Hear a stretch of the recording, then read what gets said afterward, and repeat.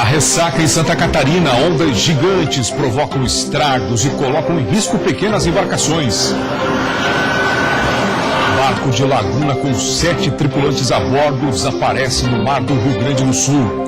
E mais uma vítima da imprudência no trânsito. Morre o jovem atingido em duplo atropelamento em Florianópolis. E para baratear os custos de produção, Santa Catarina quer importar milho do Paraguai e da Argentina. No Conexão Washington, nosso colaborador Francisco Evangelista comenta sobre o ensino superior americano. Hoje é sexta-feira, 11 de agosto de 2017. Sinta-se em casa, o Band Cidade já está no ar.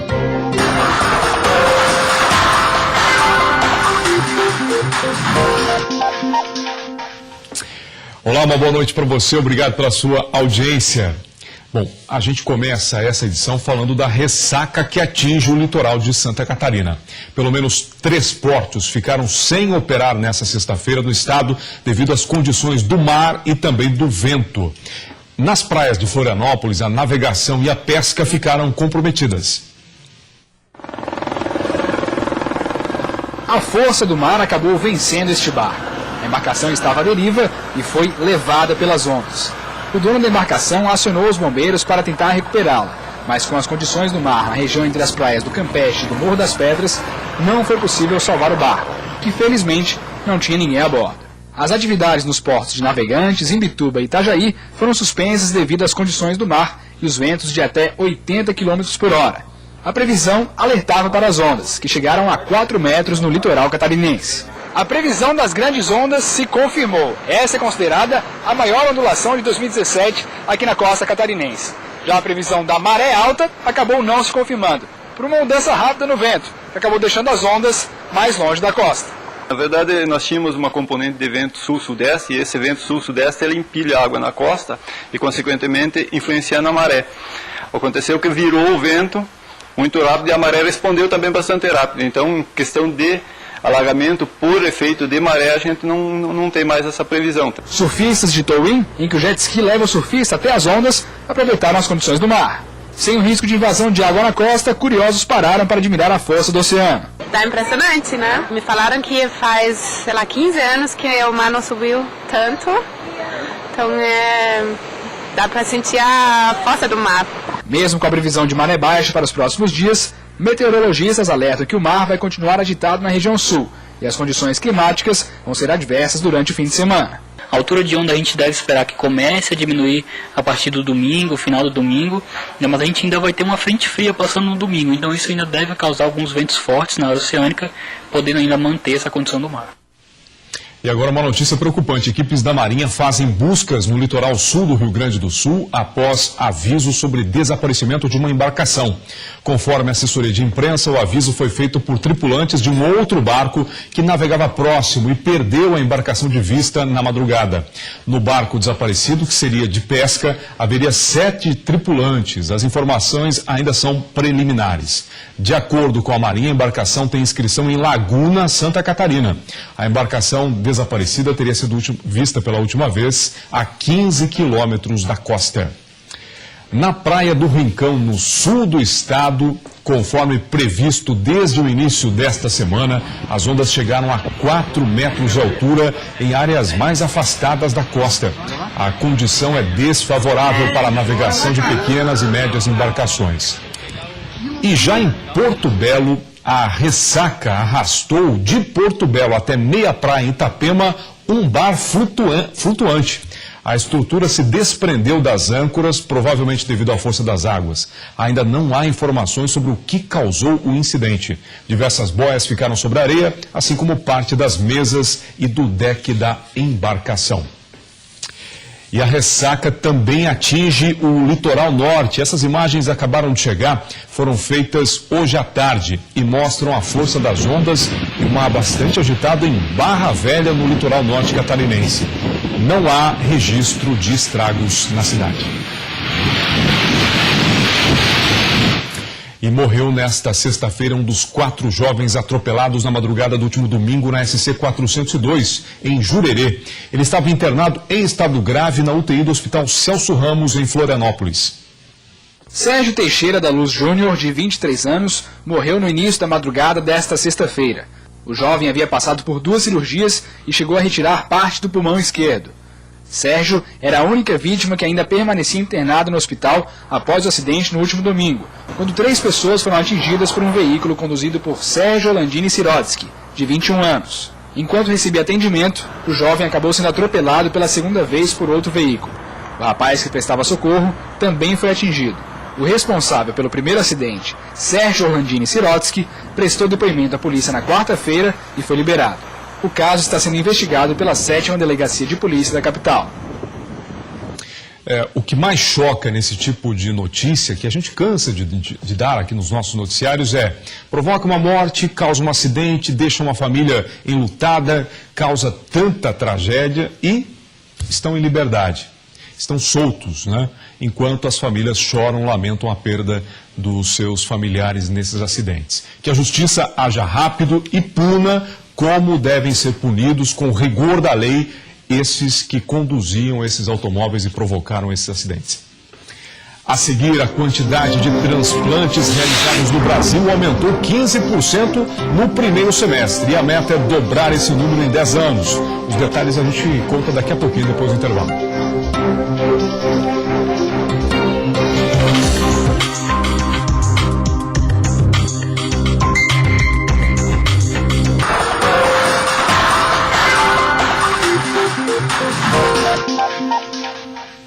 Boa Cidade está de volta, agora pontualmente 7 horas da noite.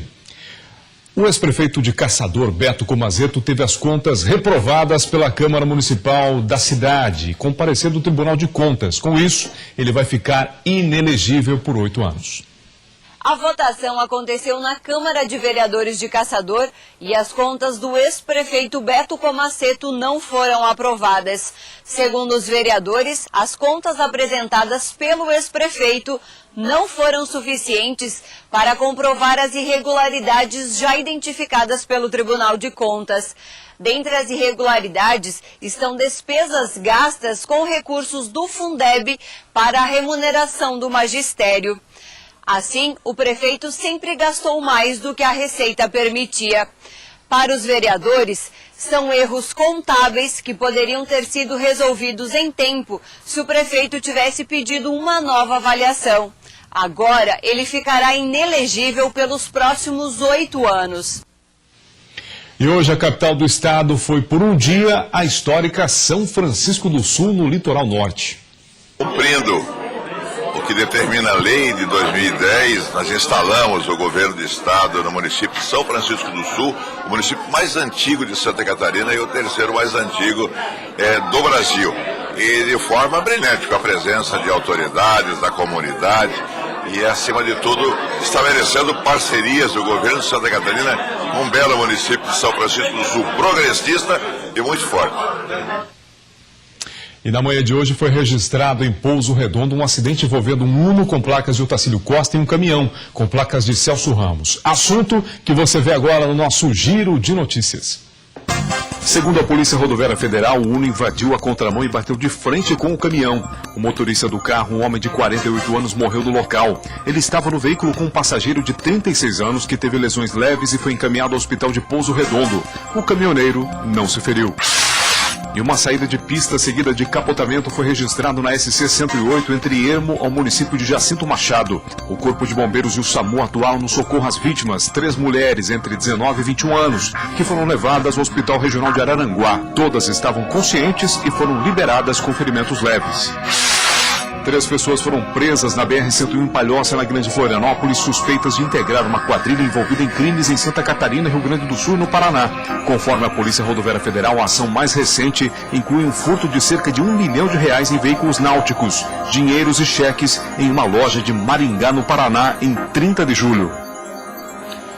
Hoje é sexta-feira, é o nosso compromisso com Conexão Washington.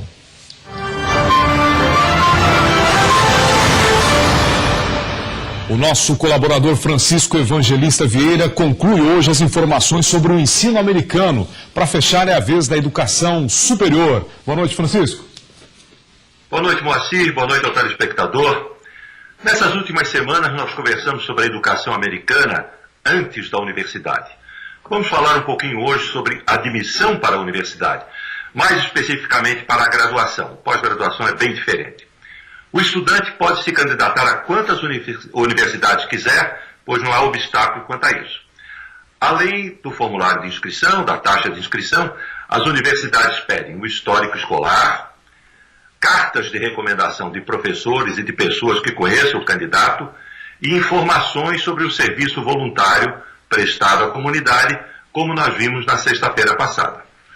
E de maneira geral, e aqui vem a diferença, se exige um teste chamado SAT, que é oferecido 7 vezes por ano, inclusive em outros países. O teste dura cerca de 3 horas e é dividido em 3 partes: leitura e interpretação de texto, leitura e correção de um texto para demonstrar conhecimentos do idioma e de gramática, e matemática, dividido em 2 partes, com calculadora e sem calculadora. O estudante não é aprovado ou reprovado, ele soma pontos, podendo chegar ao máximo de 2.400 pontos. Então, naturalmente, as melhores e mais famosas universidades exigem um número bem elevado de pontos. Algumas universidades pedem também a prova de redação desse teste, nem todas. O estudante pode fazer o teste quantas vezes quiser e aproveitar a melhor nota para mandar para as universidades. Pode, inclusive, fazer o teste no penúltimo ano de high school e, se sair bem, aproveitar as notas para um ano mais tarde ingressar na universidade. Existe uma característica interessante nesse processo. Algumas universidades adotam o que eles chamam de admissão antecipada. O estudante preenche o formulário, se candidata e preenche um documento se comprometendo a cursar aquela universidade, caso seja aceito. Se desistir da ideia, paga uma multa. É muito interessante para o aluno, porque alguns deles são aceitos 3, 4, 5 meses antes de seus colegas, e 3, 4, 5 meses até antes de concluir o high school, garantindo assim a condição de universitário. Voltamos na próxima semana com novos comentários. Um bom fim de semana, um abraço a todos. Obrigado, Francisco. Uma boa noite e bom fim de semana para você também aí nos Estados Unidos. A quantidade de transplantes realizados no Brasil aumentou 15% no primeiro semestre. A meta é dobrar o número de cirurgias em 10 anos. Mas um dos maiores desafios ainda é a resistência das famílias em autorizar a doação de órgãos após a morte cerebral. Bom dia. Bom dia. Bom dia. Vamos embora, Plínio? A visita da enfermeira trouxe a notícia tão esperada para Plínio de 10 anos. Depois de 1 ano e meio de diálise, finalmente, 3 meses atrás, chegou a vez dele passar por um transplante para receber um rim novo. Só dele não passar a noite toda naquela máquina fazendo a diálise, gente, isso é uma benção, uma vitória. No mesmo hospital, Edilza vive uma situação diferente. Hipertensa, há 10 anos, ela passa 3 dias por semana por sessões de hemodiálise, enquanto espera por um transplante de rim. Eu quero ser transplantada, assim que me chamar eu venho correndo do transplante, não penso 2 vezes. Um levantamento feito pela Associação Brasileira de Transplante de Órgãos aumenta a esperança de Edilza ter a sorte de Plínio. O número de transplantes no primeiro semestre deste ano aumentou 15% no país em relação ao mesmo período de 2016. Nesta sala, o médico mostra a lista que monitora os transplantes de rim. Ele afirma que a eficácia do sistema aumentou na notificação de potenciais doadores e na captação de órgãos. A meta agora é dobrar o número de procedimentos em 10 anos e diminuir a desigualdade regional. Você vai criando a cultura de doação de órgãos, criando a cultura de notificação do potencial doador de maneira gradativa.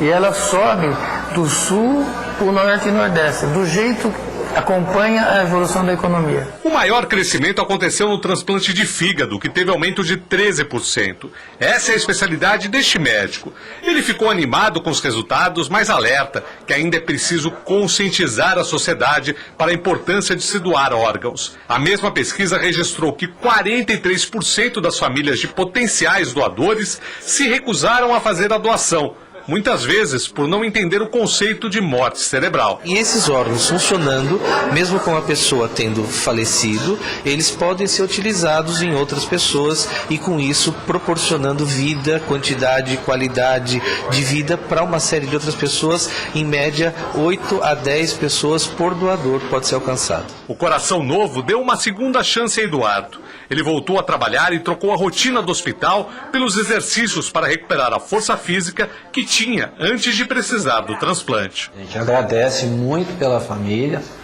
por ter realmente doado os órgãos e tudo mais, que não foi só o coração. Eu sei que esse coração é de uma pessoa relativamente jovem e a família doou tudo. Bom, é a hora de trocar o hospital pela casa. Tá tudo pronto, mochila tá arrumada. Dona Nirlene e Plínio também estão prontos para seguir viagem.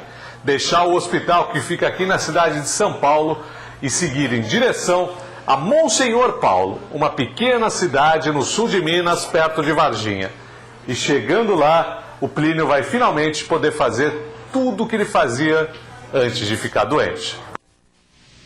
Você vai ver a seguir: baratear os custos de produção. Santa Catarina quer importar milho do Paraguai e também da Argentina.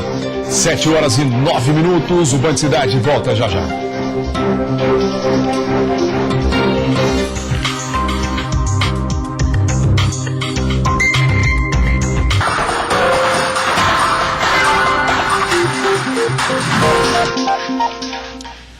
O Jornal da Band começa daqui a pouquinho e vai falar também da ressaca em outros estados do Brasil. Não foi apenas Santa Catarina, Rio de Janeiro também foi atingido e forte pela ressaca nesta sexta-feira.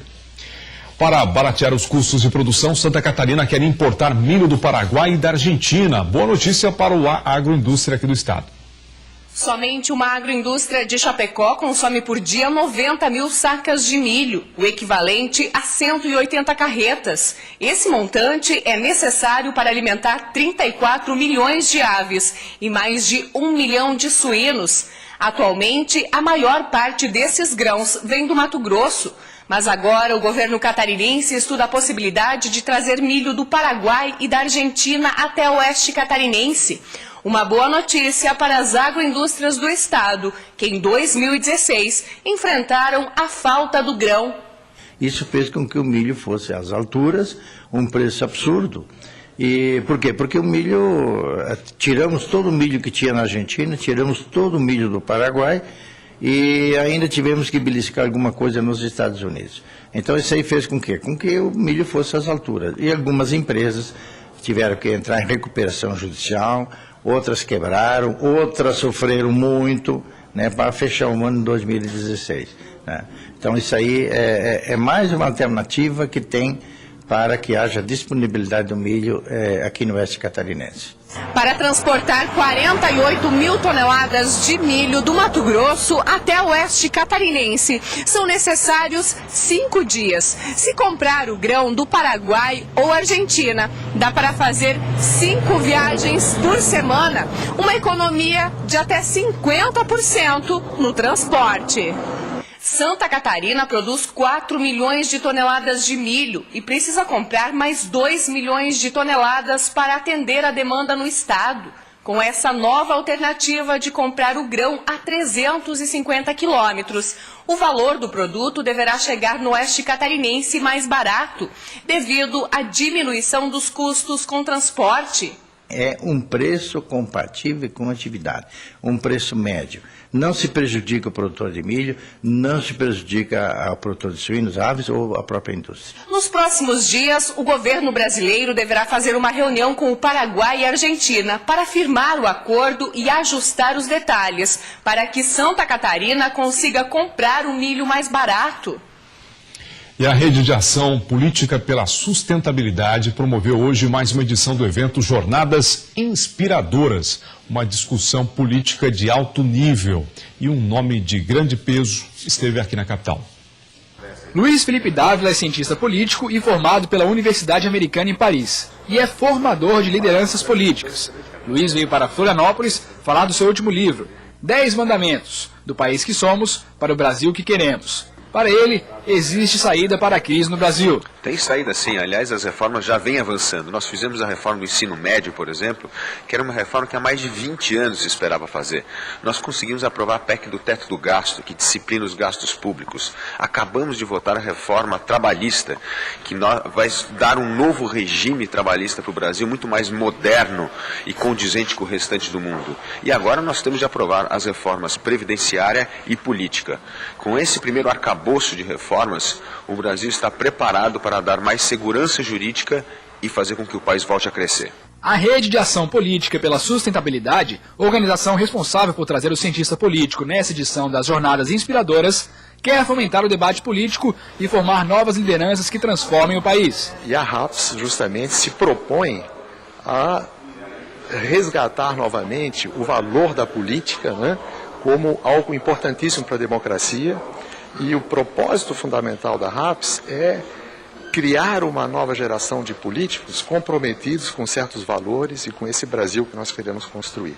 Um dos principais pontos abordados por Luiz Felipe no livro e em sua fala no evento foi justamente esse: a construção de um novo sistema político para o país. Nós precisamos ter menos assistencialismo e mais um Estado prestador de serviço, voltado para o cidadão. É isso que o Brasil espera, um Estado mais eficiente, mais enxuto e mais voltado à prestação de serviço de qualidade. E o Band Cidade desta sexta-feira termina aqui. Nós vamos terminar a edição de hoje com as imagens da ressaca em Santa Catarina. Muito obrigado pela sua audiência, uma boa noite para você e aos pais, né? Feliz Dia dos Pais a todos, né? Comemorado no próximo domingo. Grande abraço para você, até segunda-feira às 6:50.